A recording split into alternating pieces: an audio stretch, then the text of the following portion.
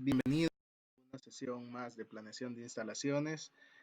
Vamos a desarrollar en este corto video lo que refiere al método del diagrama Cardar para poder explicarles cómo se hace una asignación de las áreas de producción. En este caso nos va a servir este método tanto para las áreas generales de la empresa como para las áreas de oficina, por ejemplo, también cuando hay que hacer distribuciones de oficina.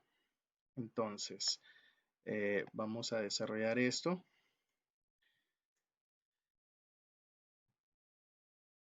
El diagrama de actividades relacionadas, ¿verdad? Y viene relacionado a la medición cualitativa del flujo, ¿verdad? Bajo este método Cardar. Lo que hace el diagrama, ¿verdad?, de relaciones de actividades es que nos ayuda a obtener la mejor ubicación, ¿verdad?, de las diferentes áreas en función de qué interacción o qué dependencia tienen unas de otras.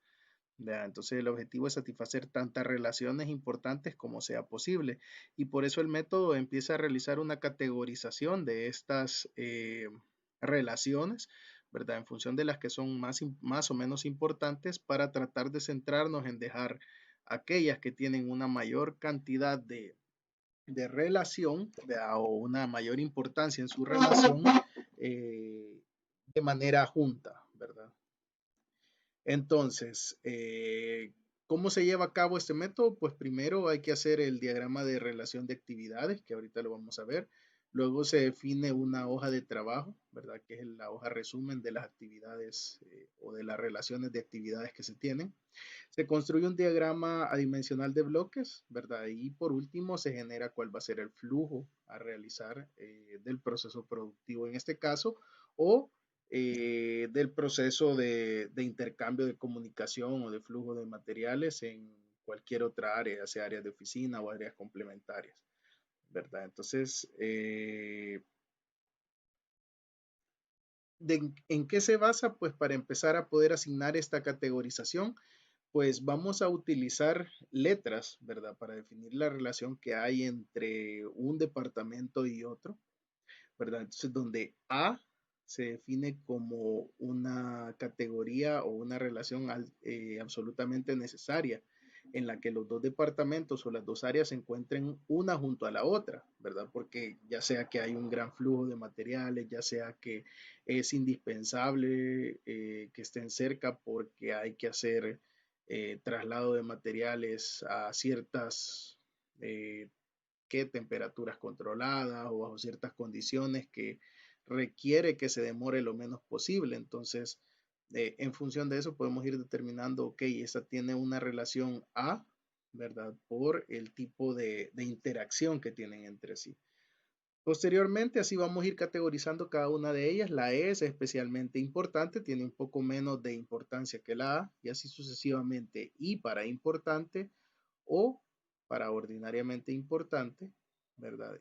Y U, que es sin importancia. En ese caso no nos importa que puedan quedar dispersas esas áreas, ¿verdad? Si un área con otra tienen una relación U, quiere decir que no nos importa que estén separadas por dos o tres áreas más, ¿verdad? O que esté una en una esquina y que la otra es en otra, ¿verdad? Entonces, y la X es por el contrario una indicación para que se entienda que esas dos áreas por ningún motivo deberían de estar juntas. Y en este caso, junto con el pequeño tarea de investigación que les ha quedado de realizar, van a ver ahí que hay algunas cuestiones en inocuidad, en cuestiones de inocuidad alimentaria para ustedes que están trabajando con productos alimenticios, donde hay ciertas áreas que no deberían de tener ninguna relación, no deberían de estar cerca de la manera más remota posible porque por cuestiones de inocuidad no se debería o no se permite que estén juntas. Entonces, en ese caso,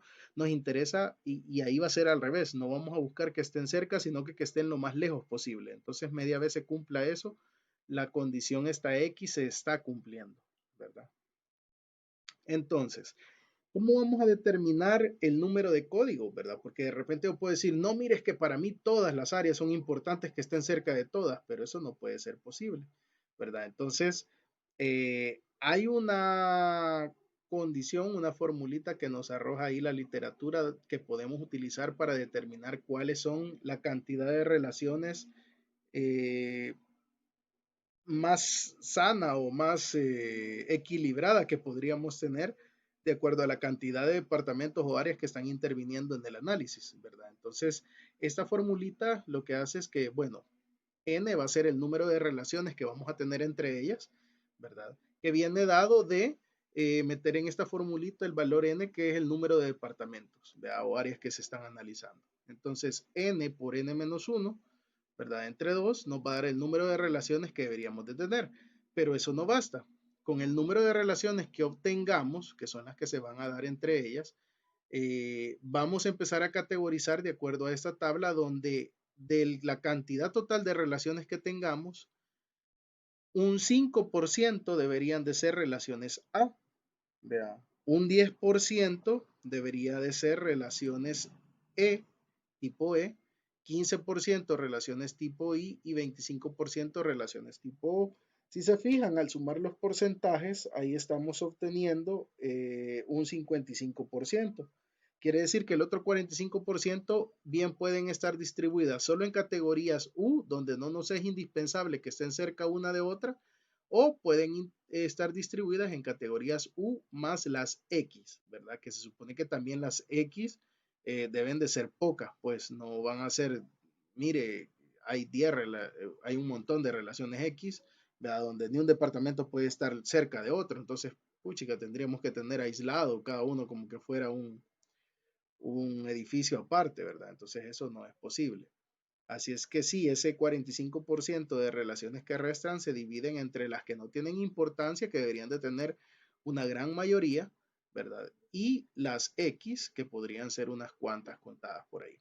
Entonces, como ejemplo, dice, se está diseñando una planta de producción que cuenta con 10 departamentos y la cantidad de relaciones por código no deberían exceder las siguientes cantidades, ¿verdad? Entonces aquí se los muestro, ¿verdad? Son 10 departamentos, entonces lo metemos a la formulita tal cual como habíamos dicho y al final obtenemos que son 45 las relaciones que vamos a tener. ¿Verdad? Entonces de esas 45 relaciones que vamos a tener entre los 10 departamentos, ¿verdad? Deberíamos de tener dos relaciones, ¿verdad? Tipo A, basándonos en el 5%, ¿verdad? De 45, 5 relaciones tipo E, que serían el 10%, y ahí ustedes van a aproximar, ¿verdad? Porque les va a dar decimales, pero ustedes saben que solo pueden tener relaciones enteras. Entonces, 7 relaciones tipo I y 11 relaciones tipo O. Ahora, este es un parámetro, ¿verdad? O sea, no quiere decir que de repente ustedes digan, mire, pero yo tengo 4 relaciones tipo A que sí, definitivamente son indispensables que estén ahí. Ok, puede suceder también, pero esta es una generalidad como para tener un parámetro de comparación y poder decir, ok, la asignación que yo he hecho de relaciones está bien, ¿verdad? Claro, imagínense si dentro de 45 relaciones que van a tener para esos 10 departamentos, yo digo que 25 son tipo A, básicamente lo que me está diciendo es que la mitad quizás o más de los departamentos van a tener que estar juntos y eso no va a ser posible, ¿verdad? Entonces, sí, este parámetro nos sirve para tener una idea, ¿verdad? De cuándo una distribución que nosotros hayamos realizado, porque realmente esto va a ser un proceso iterativo. Ustedes van a ir probando y van a ver, ok, sí me gusta que quede este departamento aquí, pero debería tener este otro a la par y lo he dejado ya más lejos. Entonces ustedes empiezan a hacer los cambios de acuerdo a la información que tienen del proceso, de cómo conocen el proceso, saben los tipos de flujos que van a ver, el tipo de maquinaria que han definido que van a utilizar, el tipo de equipo para flujo de materiales, ¿verdad? Por ejemplo, en lo que vimos en la sesión anterior, tal vez no lo mencionamos, pero puede haber un flujo de materiales que se haga a través de tuberías, ¿verdad? De mangueras, de bandas transportadoras, etcétera, ¿verdad? Donde las condiciones de flujo van a cambiar significativamente. Puede que tal vez en algún momento eh, para un tipo de, digamos, para el mismo proceso, ¿verdad? Tomemos la decisión dejar lejos ciertas áreas, ¿verdad? Porque el tipo de sistema que tenemos para el bombeo, para el flujo de los materiales, hace que sea segura la manipulación a distancia entre esos dos departamentos. Pero si lo hacemos, por ejemplo, de forma manual, ¿verdad? Transportando, trasegando, etcétera, puede que tal vez lo que prefiramos es que estén mucho más cerca para que no vaya a haber algún tipo de problemas, de contaminación, de accidentes, etcétera, y que se vaya a echar a perder esa materia, ese producto en proceso, ¿verdad? Entonces, todas esas consideraciones ustedes las van a realizar y a la hora que están diseñando y que ya están definiendo la distribución esta, ¿verdad? Pero este sistemita, ¿verdad? Este método les ayuda a tener por lo menos un punto de partida para generar una distribución y posteriormente empezar a hacer ya cambios puntuales de lo que ustedes desean reordenar, de acuerdo a la experiencia, de acuerdo a las sugerencias, de acuerdo a las asesorías que puedan tener, de acuerdo a las consultas, ¿verdad? Entonces, ahí ustedes van a ir moldeando todo eso. Entonces, posteriormente, lo que se pasa a hacer cuando ya tenemos la cantidad de relaciones y todo es empezar a generarlas, ¿verdad? Lo que se hace es enlistar, si se fijan acá, todas las áreas que tenemos ahí definidas. Para este caso son 14 áreas, ¿verdad? Ahí las hemos enlistado todas. Se trazan diagonales, ¿verdad? Si se fijan aquí, trazan diagonales para que hayan intercepciones entre ellas, ¿verdad? Por ejemplo, entre cafetería y oficinas, aquí tenemos esta intercepción, que es este rombo que tenemos aquí. Y así se va a ir haciendo para cada una de ellas, ¿verdad? Entonces, luego procedemos a asignar la valoración entre las áreas, ¿verdad? ¿Y de qué va a depender esa valoración? Se toman en cuenta criterios de distancia, ¿verdad? ¿Qué tan lejos nos interesa que estén? ¿Qué tan cerca nos interesa que estén? El flujo, ¿verdad? No va a ser lo mismo, por ejemplo, que yo ponga lejos una área que vamos a tener un flujo de materiales 2 veces al día, ¿verdad? En poca cantidad, a que ponga lejos dos áreas que van a tener un flujo constante durante todo el día, van a hacer 10, 20 viajes, ¿verdad? Entonces, aparte de la distancia que les estoy sumando, entra en juego la cantidad de flujo de producción que se va a tener hacia ellas, ¿verdad? Y por último, las condiciones especiales que ya hablábamos, ¿verdad? Que si de repente, por ejemplo, yo tengo áreas en frío y áreas en caliente que no me conviene que estén cerca por optimizar el resguardo de la temperatura, ¿verdad? Por ejemplo, no solo nos pasa con los cuartos fríos, por ejemplo, con áreas refrigeradas o ventiladas donde yo quiero mantener la temperatura fresca, sino que me pasa con áreas calientes, por ejemplo, también. Si yo necesito un área que se mantenga a cierta temperatura caliente para que no tener que estar gastando en utilizar vapor para subir las temperaturas de las máquinas o usar quemadores, etcétera, ¿verdad? Sino que yo quiero que se mantenga esa temperatura caliente en el área, pues bueno, voy a preferir que esa área esté cerrada, esté hermética, ¿verdad? Y que la ventilación sea mínima o focalizada hacia el área donde están los operarios, ¿verdad? Pero las máquinas esperamos que estén calientes porque si no voy a estar gastando más energía en poder hacer que esas máquinas alcancen su temperatura de trabajo, ¿verdad? Entonces, todas esas condiciones son las que se tienen que tomar en cuenta. Por ejemplo, les doy un dato para ir avanzando un poco con eso, pero en la parte de inocuidad, por ejemplo, yo no quiero pasar de áreas donde tengo alimentos ya procesados, ¿verdad? Ya cocidos, etcétera, y que tenga que atravesar posteriormente en áreas donde tenga alimentos crudos. ¿Por qué? Porque los alimentos ya cocidos o la cocción de los alimentos, ¿verdad? El someterlos a procesos térmicos, lo que hace es eliminar las bacterias que puedan degenerar los alimentos, que puedan podrirlo o puedan descomponerlos. Entonces, si yo vengo y tengo productos que ya fueron procesados en caliente, ¿verdad? Y que el hecho de procesarlos en caliente, además de darles el acabado que requieren, es eliminar esa carga de bacterias y luego los paso por áreas donde la carga de bacterias es alta, porque eso pasa en los alimentos en crudo, ¿verdad? Entonces lo que voy a hacer es contaminar el alimento y son cosas que yo no quiero hacer porque precisamente en eso consiste la inocuidad alimentaria, ¿verdad? Entonces, todas esas condiciones se deben de tener en cuenta. Entonces, si se fijan, solo por hacer el ejercicio, si queremos comparar soldadura con sanitarios, ¿verdad? Ustedes se van y cruzan donde esté soldadura y sanitario, ¿verdad? Aquí está soldadura, ¿verdad? Y sanitarios está acá, ¿verdad? Entonces ustedes pueden ver que ahí es la intersección de ambos. la intersección de ambos dice que es O, ¿verdad? Yo no de, no me es indispensable, ¿verdad? Es ordinariamente importante que estén cerca, ¿verdad? Entonces así ustedes van a empezar a ver cada una de las relaciones, pero por ejemplo entre fabricación y soldadura sí tengo una relación A, ¿verdad? Entre soldadura y pintura sí tengo una solución A, entre pintura y ensamblado y empaque tengo una relación A y así sucesivamente, ¿verdad? Entonces ustedes van a ir viendo ahí, dependiendo de la cantidad de relaciones que tengamos, cuántas se van a ir pintando de A, de E, de I, de O y de U, ¿verdad? Y si se fijan, las O y las U deberían de ser las que más abunden en este diagrama.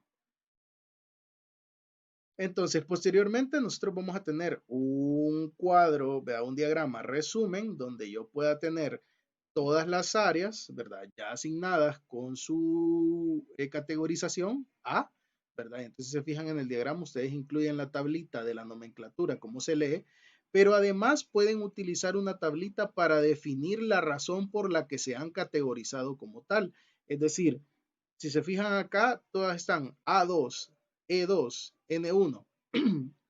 Y entonces la razón de esa categorización obedece a eso, ¿verdad? Por ejemplo, en el caso de las 1, dicen que la razón de categorización que han tomado es porque hay vapores de pintura, ¿verdad? La razón número 2 es por flujo de materiales.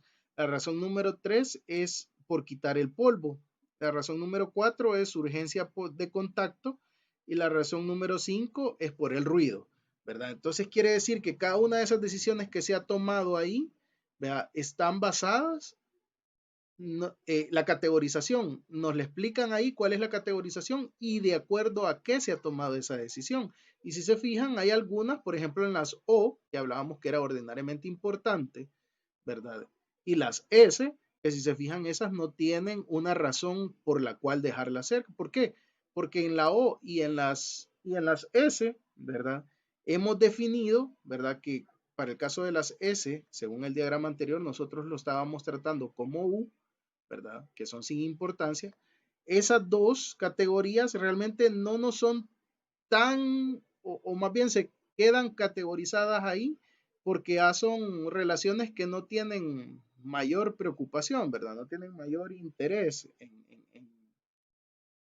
en definirlas. Entonces, son relaciones que pueden quedar así de lejos porque simple y sencillamente no tienen nada en común, ¿verdad? Entonces, por eso si se fijan, no hay una razón por la cual yo haya decidido asignarles que son ordinariamente importantes o sin importancia y tiene sentido en la categorización.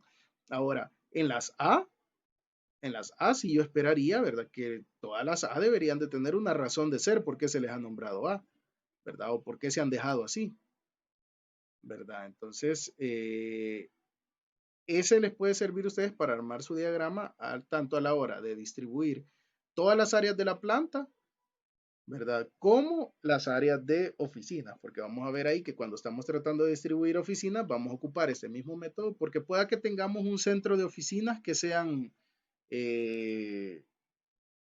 10 oficinas, 15 oficinas, ¿verdad? Y ahí tengamos varias áreas como ventas, oficina de producción, por ejemplo, pues aquí esté la dirección, ahí esté contaduría, planificación, logística, etcétera. Entonces ustedes van a ver que entre ellas también, aunque no va a haber flujo de materiales entre ellas, pero muy probablemente van a haber relaciones de comunicación, de información, que nos va a ser importante que de repente podamos tenerlas distribuidas dentro del área de oficinas de una forma en la que nos complazca todas esas requerimientos de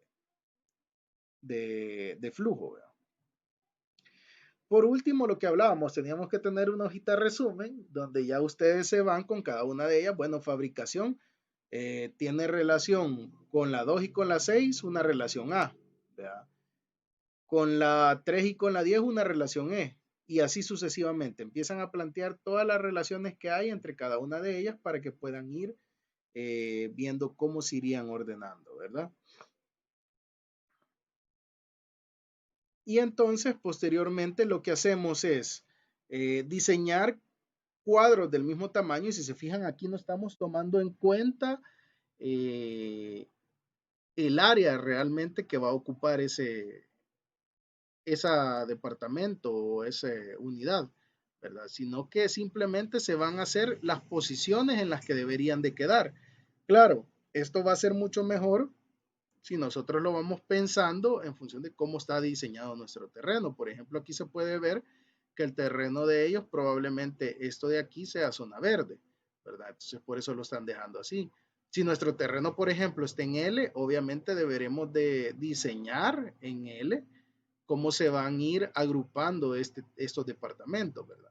Y posteriormente nos va a tocar ya llevarlo al plano general, ver si realmente las dimensiones nos dan para poder mantener esa distribución, ¿verdad? Si ustedes quisiesen hacerlo de acuerdo a los espacios que tienen eh, destinados, ¿verdad? Entonces ustedes podrían venir y decir, ok, eh, aquí para el área esta a lo largo yo solo tengo que 50 metros, vea. Y entonces, por ejemplo, este ocupa 10, este ocupa 10, este otro 10 también, pero estos son de 20 y de 20, entonces no me caben. Vea, ahí ustedes ya pueden empezar a tomar en cuenta y hacer una redistribución, no solo de una manera cualitativa, como se viene haciendo en este método, vea, que lo único que nos interesa es, ok, que las que tengan que quedar cerca queden cerca y las que tengan que quedar lejos queden lejos, sino que además de eso tomemos en cuenta las dimensiones reales de el terreno que yo tengo. Ahora, si yo estoy diseñando un terreno de la nada y tengo el suficiente espacio para poder colocarla, ¿verdad? Y después de ya haber definido cada una de estas áreas, yo digo, bueno, la mayoría miden esto, solo esta mide un poquito más y esto un poquito menos, pero de que me caben, me caben. Entonces yo puedo empezar a hacer la distribución sin preocuparme por los espacios, ¿verdad? Si yo tengo la facilidad de que el terreno me da para poder diseñarlo y lo voy a construir a mi antojo, ¿verdad? Ahora, si el terreno tiene dimensiones definidas, pues será importante o será interesante que podamos ponerle las dimensiones a cada uno de esos departamentos, ¿verdad? Para ver si realmente cuadra o no cuadra con el espacio que yo tengo disponible, ¿verdad? Para no plantear una distribución eh, muy bonita, muy adecuada, pero que no me cabe o que se escapa de la realidad de lo que es mi terreno. Entonces, si se fijan, en cada uno de los cuadritos lo que pasamos a hacer es a colocarle el nombre el número, ¿verdad? Que sería el número de departamento, de área que estamos asignando, cuál es el nombre de ese departamento, ¿verdad? Y posteriormente las relaciones que ya teníamos en el cuadro de resumen las empezamos a colocar en cada una de las esquinas de ese cuadrito, ¿verdad? Que representa el área o el departamento. En la esquina superior izquierda colocamos todos los números con los que tiene relación tipo A, en la superior derecha los que tiene tipo E, inferior izquierda tipo I, uy, perdón, ahí hubo un error en la diapositiva, inferior izquierda tipo I, inferior derecha tipo O, y si se fijan las U no las estamos tomando en cuenta, esas se dejan porque realmente no tienen interés de que haya relación, que estén juntas, ¿verdad? Entonces, por ende, no las colocamos aquí porque aquí solo están las relaciones que van a tener cercanía, ¿verdad? O que requieren cercanía. Y por último, las que sí son indispensables que las coloquemos son las X, ¿verdad? Por si tenemos necesidad de que haya una área que esté alejada completamente de esta. En este caso, para el área 1, dice que es ninguna, ¿verdad? Pero entonces, si se fijan, ustedes aquí en el diagrama que se ha plasmado, se empiezan a asignar las áreas, ¿verdad? Se colocó la 1, perfecto. Entonces tiene que estar en cercanía con la 2 y la 6, dice. La 2 está aquí, la 6 está arriba. Están adyacentes, ¿verdad? Entonces por eso no hay ningún problema. Luego la 3 y la 10 dice que serían las siguientes que deberían de estar cerca. Entonces colocó la 3 por acá, la 10 por acá, ¿verdad? Luego la 9, ¿verdad? La 11, la 13 y la 14. Si fijan, 9, 13, 14, 11 ya están más alejadas de la 1, ¿verdad? Entonces, ¿por qué la 3 y la 10, por ejemplo, no quedaron en las otras, adyacentes a las otras? Pueda que tal vez cuando ya vamos haciendo la asignación de las otras áreas, nos conviene mover una un poquito más lejos, etcétera. Entonces, como les digo, esto va a ser un proceso iterativo donde yo voy a agarrar, ok, la letra 1, el área 1, asigno las prioritarias, veo si me cumplen, ¿verdad? Y de ahí vamos con la siguiente. Vea, la 2, por ejemplo, dice que tiene que estar a la par de la 1 y la 3, ¿verdad? Y eso se cumple, a la par de la 1 y de la 3, ¿verdad? La 3 dice que tiene que estar a la par de la 2 y la 4, y aquí están, ¿verdad? La 4 dice que a la par de la 3 y la 7, y así se van formando, ¿verdad? Entonces, si se fijan, las relaciones de importancia, ¿verdad? De alta importancia se van cumpliendo, ¿verdad? Y las que se terminan asignando por último o por otra relación, ¿verdad? O cualquier otro cambio que se va a hacer, se va a ir tomando en cuenta la siguiente importancia de relación que tengan, ¿verdad? Por ejemplo, aquí para la 12, ¿verdad? Nos era indispensable que estuviera a la par de la 9, ¿verdad? Pero entre la 13, la 12 con la 13 tienen una importancia tipo E, sin embargo ahí están cerca, pero con la 4, por ejemplo, ya es menor la importancia. Aún así la tiene aquí arriba y 1, 2, 3, 5 y 8, si se fijan, están ya más alejadas de la 12 porque ya no nos interesa, ¿verdad? Ya es una prioridad mínima la que tienen de estar cerca, ¿verdad? Entonces, con esto ustedes empiezan a hacer una distribución. De repente pueda que vean, no, mira, pero para esta no me cumple porque esta debería de estar obligatoriamente a la par de esta y no está. Bueno, entonces empezamos a jugar con los bloquecitos y así, de forma iterativa, vamos a ir probando y probando y probando hasta que veamos que la distribución es la más adecuada posible, ¿verdad? Y que cumple la mayor cantidad de relaciones A, que son las indispensables. Ahora bien, eh, luego de eso, si ya hemos logrado cumplir la mayor parte de A's, empezamos a ver cómo va a quedar el flujo de trabajo. Y para el caso de producción es los departamentos de transformación del producto son los que más nos interesa que el flujo no quede cruzado, no choque, vea, etcétera. Entonces, por ejemplo, este flujo, si se fijan, tiene una forma en que atraviesa sin ningún problema, sin hacer mayor cruce, vea. Entonces es un flujo ordenado, ¿verdad? Que sigue su proceso ahí de entrada desde un lado de la planta hasta la salida del otro. Ahora, cosa diferente fuera, por ejemplo, que yo viniera, voy del 5, de ahí al 1, de ahí al 6, de ahí al 2, de ahí al 4, al 3, de ahí me tengo que regresar por el 4 para el 7 y de ahí al 8, ¿verdad? Si tuviera interrupciones en ese flujo, la distribución que he hecho no es la óptima, porque en la medida en que yo evite que el producto en proceso vuelva a atravesar áreas por donde ya pasó o tenga cruces, ¿verdad? Que se realicen de manera que puedan interrumpir el paso, ¿verdad? Porque si de repente yo digo de la 5 pasa a la 1 y me voy aquí en diagonal, de ahí pasa a la 6 y de ahí pasa a la 2, quiere decir que el flujo de 6 a 2 y de 5 a 1 va a estar constantemente cruzándose.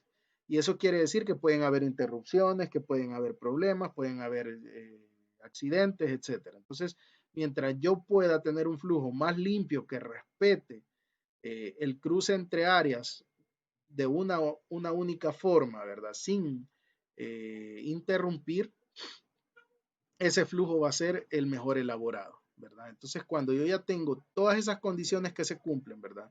He logrado satisfacer la mayor cantidad de relaciones A, ¿verdad? Que cumple con las dimensiones de mi terreno o que las he podido organizar las áreas de acuerdo a cómo se encuentra distribuido mi terreno, cómo está diseñado mi terreno y que además el flujo me permite que sea ordenado y que tenga entradas y salidas de acuerdo a como yo he dispuesto, ¿verdad? Por ejemplo, aquí podría ser que si yo tengo la misma entrada, la misma área de entrada y de salida, tal vez este flujo no es el mejor para mí, porque quiere decir que ya no saldría aquí por 8, sino que tendría que regresar al 5, ¿verdad? Entonces tal vez el flujo me convendría más tenerlo en tipo C, ¿verdad?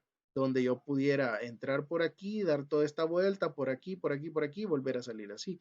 Entonces quiere decir que tal vez la distribución que he hecho no es la óptima, por si no existiera una posibilidad de salir por este punto, ¿verdad? Entonces todas esas condiciones tienen que tenerlas en cuenta. Si por ejemplo ustedes solo tienen calle a este lado, ¿verdad? Obviamente, entrada y salida tendrá que ser por este lado. No van a poder decir, ah, lo voy a sacar por aquí y me voy por atrás de la fábrica y lo traigo para acá y de ahí lo traigo aquí, donde es el área de embarque. No va a tener sentido hacer eso. Entonces, hay muchas consideraciones que deben de tomar en cuenta de su terreno para poder aplicarlas en la distribución que están haciendo, ¿verdad? Entonces, eh, básicamente con esto definimos lo que es el CARDAR, ¿verdad? En el siguiente video vamos a revisar lo que es la carta desde Asia, que es otro de los métodos que les va a servir, que es un poco más numérico, ya que trabaja con las distancias, etcétera. Pero hemos visto que este método se puede utilizar tanto de forma estrictamente cualitativa, donde yo solo empiece a ver las relaciones entre los departamentos, pero lo puedo hacer de una forma eh, tal vez no con un método numérico, pero sí tomando en cuenta las dimensiones de mi terreno para aterrizarlo, ¿verdad?, a una solución más real, más de acorde a lo que yo tengo dentro de mi planta de producción o de mi terreno ya definido, ¿verdad? Así es que básicamente terminamos con este tema aquí. Vamos a pasar a ver el siguiente y con esto ustedes ya pueden empezar a aplicar estas herramientas dentro de la integración general de su planta de producción. Saludos entonces, estamos a sus órdenes para cualquier consulta.